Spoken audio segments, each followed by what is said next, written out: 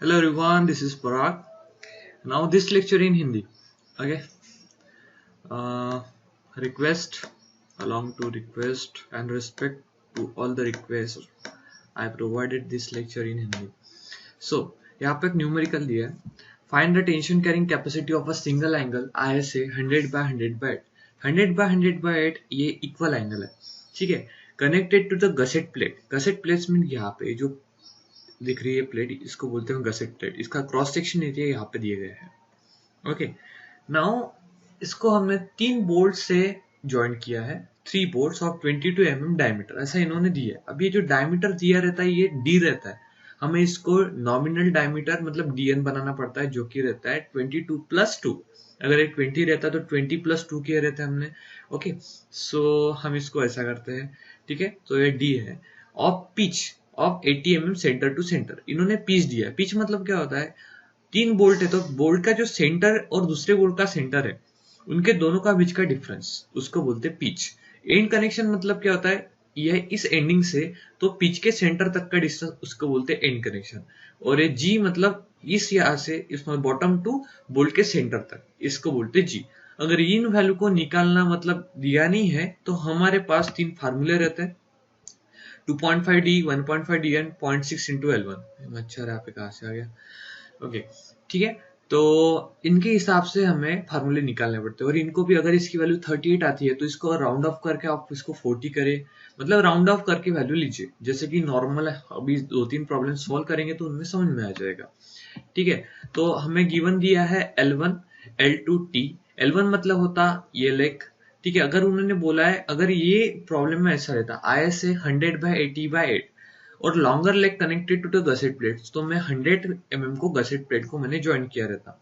अगर वही बोला है कि 100 by 100 by 8 तो अब ये वो बोल ही नहीं सकते भाई लॉन्गर लेग कनेक्ट करो गसेट प्लेट को. ऑब्वियसली दोनों साइड सेम है तो हम कौन सी भी कर एक ही रहेगा. ठीक है. थिकनेस दी रहती है. बोल्ट में जो वैल्यू हमें कुछ ज्यादा निकालना पड़ता है, वेल्डेड में हमें वैल्यूज बहुत इक्वल देयर इक्वली हो जाती है. ठीक है. जैसे कि यहाँ पे एजी है.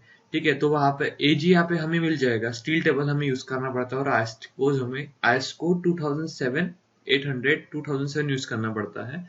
ठीक है.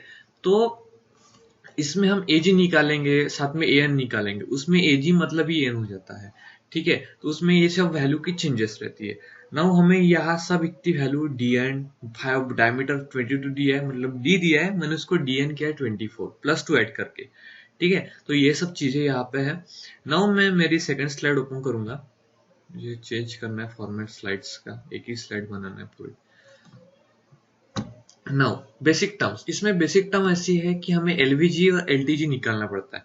एलवीजी मतलब क्या होता है, ये डिस्टेंस जो हमारा पिच का जो पूरा रॉड रहता है, मतलब हॉरिजॉन्टल लेवल हॉरिजॉन्टल हम जो पिच निकाल बोल्ट लगाए रहते हैं उनके बीच का जो पूरा एलवीजी का डिस्टेंस है लास्ट के बोल्ट तक का, हमें वो निकालना पड़ता है एंड डिस्टेंस से. तो वो कैसे निकालता है, नंबर ऑफ पिच. आपने कितने नंबर ऑफ पिच आपके बने हैं. नंबर ऑफ पिच कैसे बनते हैं, जो हमारे नंबर ऑफ बोल्ट रहते हैं.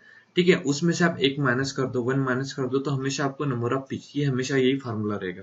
पिच आपकी जो आई हो आप यहाँ पे रखो और आपका जो एज डिस्टेंस है एक ही रखो, 2 × 2 मत करो. ठीक है.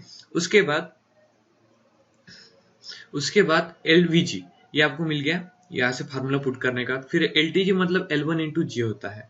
एफ आई एफ आपको न्यूमेरिकल में गिवन है, नहीं दिया है तो इनको एज्यूम कीजिए. स्टेप नंबर 1, एजी मैं स्टील टेबल से निकालूंगा. ठीक है. स्टील टेबल में 100 by 100 by roll equal angle section में जाइए. ठीक है. अगर ये 100 by 80 रहता तो रोल इक्वल अनसेक्शन एंगल सेक्शन में जाइए. वहां पे ये एंगल को सिलेक्ट देखिए. देखने के बाद वहां पे जाने उनका ये जो थिकनेस है आपको 100 by 100 मिलेगा.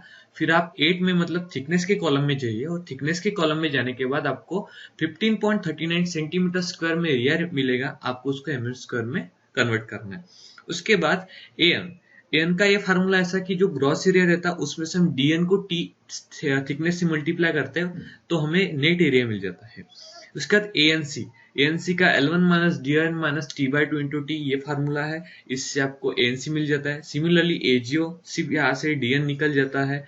ठीक है. उसके बाद एवीजी मतलब एलवीजी × टी, तो एवीएन मतलब LVG minus number of bolt minus 0.5 DN × T.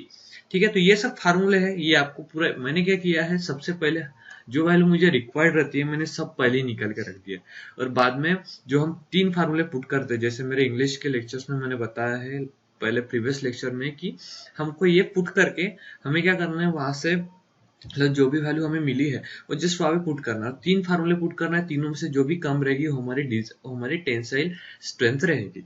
Okay, तो ये वैल्यू मुझे मिल गई। आफ्टर ऑल मैं मेरी नेक्स्ट स्लाइड ओपन करता हूँ।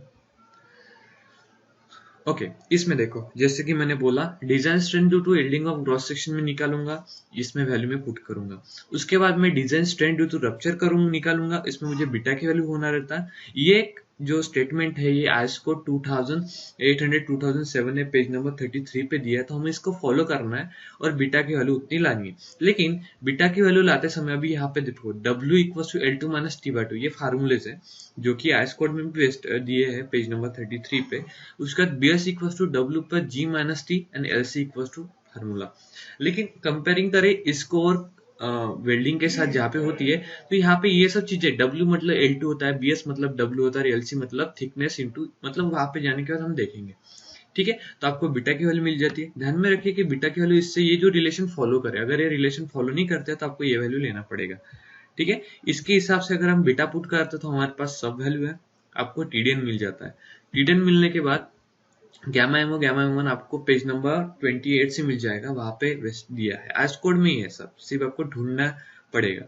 ओके, ये मिल जाने के बाद आपको बस ये लास्ट स्टेप है, लास्ट स्टेप को फॉलो करना है, जिसमें design strength to box block shear, third formula, इस दोनों में से कम वैल्यू जो रहेंगे वो आपको लेना पड़ेगा, और इन तीनों में से, ठीक है, इन तीनों में से आपको जो भी TD लेस है उसको लो और वो आपका आंसर हो जाता है। और ये वैल्यू हमेशा जो अपनी गिवन लोड दिया उससे बड़ी होनी चाहिए।